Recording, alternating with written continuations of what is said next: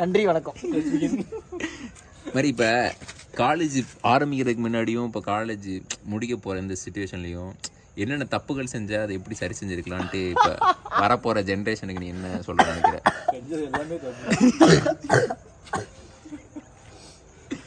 சொல்லு மாதிரி one life leave it, அவ்வளோதான்.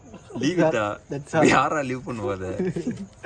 இல்லைடே, என்ன சொல்கிறது, காலேஜ் நிறைய கற்றுக்கணும். ஸ்கூல் முடிச்சுட்டு வர்ற ஸ்டூடெண்ட்ஸ்லாம் வந்து காலேஜ் ஒரு நினச்சிக்கிட்டு இருப்பாங்க, ஒரு எக்ஸ்பெக்டேஷன் வச்சுருப்பாங்க. காலேஜுக்கு படிக்க மட்டும் போங்க, வேறு எதுக்கும் போகாதீங்க தயவுசெய்து. வேற என்ன பண்ணுறது, வேற இல்லை அந்த தவறு என்னன்னு சொன்னால் தான் அந்த தவறுலேருந்து திருத்த முடியும். என்ன சொல்கிறது, தப்பு என்னென்ன தப்பு பண்ணிடுவோம். எல்லாமே எனி எல்லாருமே எதுவுமே வந்து பர்மனெண்ட் கிடையாது. ஸோ முடிஞ்ச வரைக்கு அவங்க வந்து யார்ட்டையும் பேச வேண்டாம், எதுவும் நான் சொல்ல வேண்டாம். பேசுங்க, லைக் பண்ணுங்கள், பிடிச்சிருந்தா அலோவ் பண்ணுங்கள், சப்ஸ்கிரைப் பண்ணுங்கள்.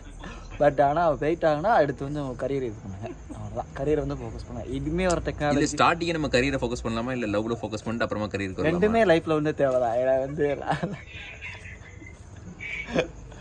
லவ்வும் தேவை, லைஃபும் தேவை, கரியரும் தேவை. லவ் இருந்தால் சில ரெண்டு தான் தேவைன்னு சொல்லிட்டு நீங்கள் 3 சொல்கிறீங்க. இப்போ நாங்கள் அதனால் வந்து எல்லாத்துலேயுமே ஒரு பார்ட் ஆஃப் இருங்க நீங்கள். அதுவே வந்து லைஃப்னு மொத்தமாக இருக்காதீங்க, அது வந்து ரொம்ப தப்பு. ஏன்னா வந்து இப்போ உள்ள ஜென்ரேஷனில் வந்து உழைச்சாத்தான் முன்னேறும். உழைச்சாத்தான் முன்னேறி இல்லை, உழைக்கிறது வந்து எந்த விதத்தில் உழைக்கன்னு ஒன்று இருக்குல்ல. நீங்கள் வந்து ஏதாச்சும் ஒரு கடினமான தொழிலில் போய் கடினமான இதை போட்டிங்கன்னா அந்த இடத்துல கடினமாக வர முடியாது நம்மளால். ஸோ வந்து ஈஸியாக இந்த இடத்துல வந்து முன்னேறதுக்கு கொண்ட நிறைய வாய்ப்புகள் இருக்குது. ஸோ அதை வந்து நீங்கள் உங்களை சுற்றி வந்து க்ரியேட்டிவ் பண்ணிக்கோங்க, அவ்வளோதான். Okay, thank you so much.